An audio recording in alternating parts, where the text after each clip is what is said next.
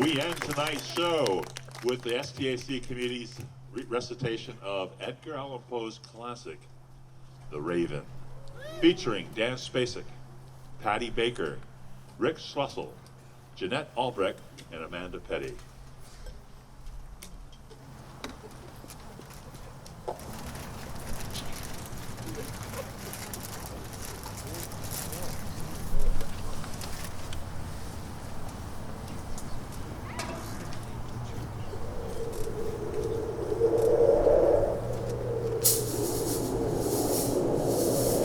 Once upon a midnight dreary, while I pondered weak and weary o'er many a quaint and curious volume of forgotten lore, while I nodded, nearly napping, suddenly there came a tapping, as of someone gently rapping at my chamber door. "'Tis some visitor," I muttered, tapping at my chamber door. Only this, and nothing more. Distinctly I remember, it was in the bleak of December, and each separate dying ember brought its ghost upon the floor. Eagerly I wished the morrow, vainly I had sought to borrow from my books surcease of sorrow. Sorrow for the lost Lenore, for the rare and radiant maiden whom the angels name Lenore, nameless here forevermore. And the silken, sad, uncertain rustling of each purple curtain thrilled me, filled me with fantastic terrors ever felt before, so that now, to still the beating of my heart, I stood repeating, "'Tis some visitor entreating entrance at my chamber door, some late visitor entreating entrance at my chamber door. This it is, and nothing more." Presently my soul grew stronger, hesitating then no longer. "Sir," said I, "or madam, truly your forgiveness I implore. But the fact is I was napping, and so gently you came tapping, and so faintly you came rapping at my chamber door, that I scarce was sure I heard you. Here I opened wide the door. Darkness there, and nothing more. Deep into that darkness peering long, I stood there, wondering, fearing, doubting, dreaming dreams no mortal ever dared to dream before. But the silence was unbroken, and the stillness gave no token, and the only word there spoken was the whispered word, "Lenore?"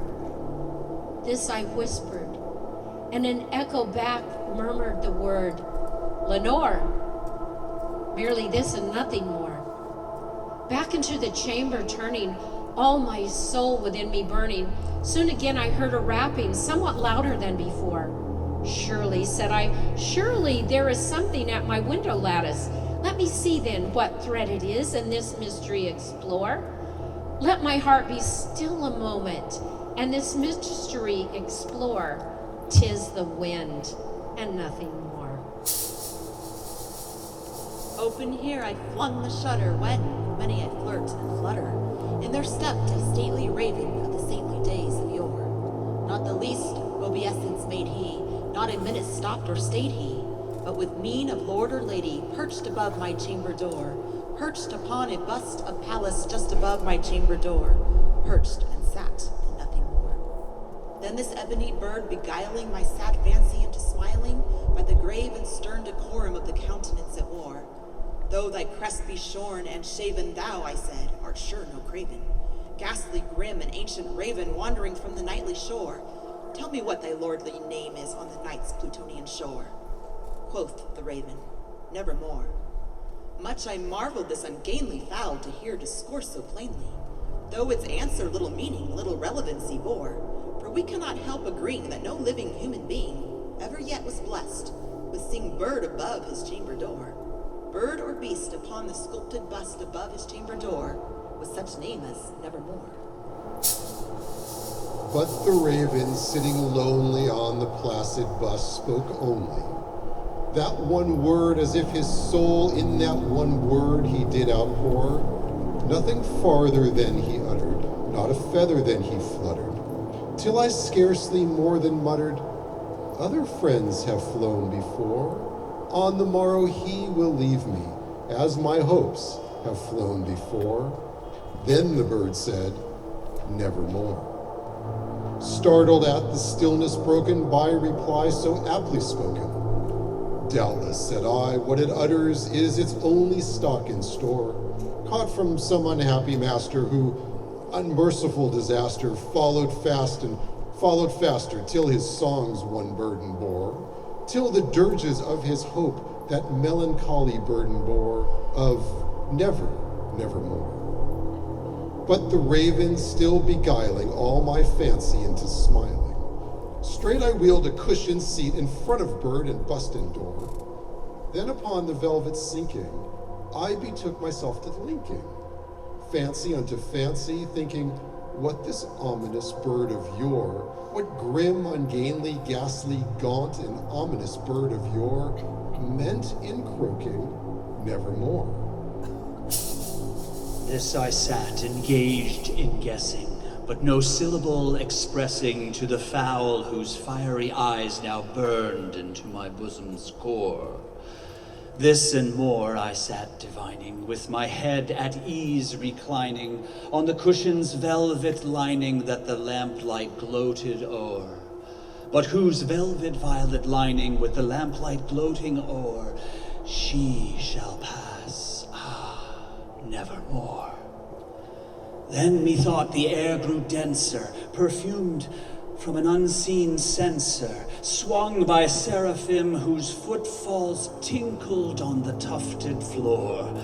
Wretch, I cried, thy God hath lent thee, by these angels he hath sent thee, respite, respite and nepenthe from thy memories of Lenore.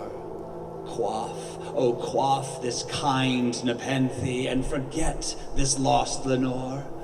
Quoth the raven, nevermore. Prophet, said I, thing of evil, prophet still, if bird or devil, whether tempter sent or whether tempest tossed thee here ashore, desolate, yet all undaunted, on this desert land enchanted, on this home by horror haunted, tell me, truly, I implore, is there balm in Gilead? Tell me, I implore. Quoth the raven, nevermore. Prophet, I said, thing of evil, prophet still, if bird or devil, by that heaven that bends above us, by that God we both adore, tell this soul with sorrow laden, if within the distant Aidenn it shall clasp a sainted maiden, whom the angels named Lenore. Clasp a rare and radiant maiden, whom the angels named Lenore. Quoth the raven, nevermore. Be that word our sign of parting, bird or fiend, I shrieked upstarting. Get thee back into the tempest and the night's Plutonian shore. Leave no black plume as a token of that lie thy soul hath spoken. Leave my loneliness unbroken, quit the bust above my door. Take thy beak from out my heart, and take thy form from off my door.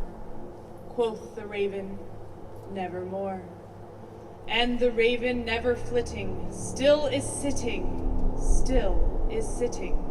on the pallid bust of Pallas just above my chamber door. And his eyes have all the seemings of a demon's that is dreaming, and the lamplight o'er him streaming throws his shadow on the floor, and my soul from out that shadow lies floating on the floor, shall be lifted nevermore.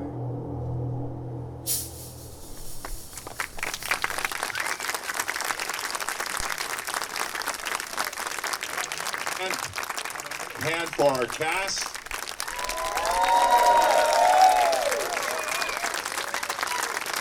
Thank you for your continued support for STAC and the State Theater. Don't forget to get your tickets for It's a Wonderful Life in December.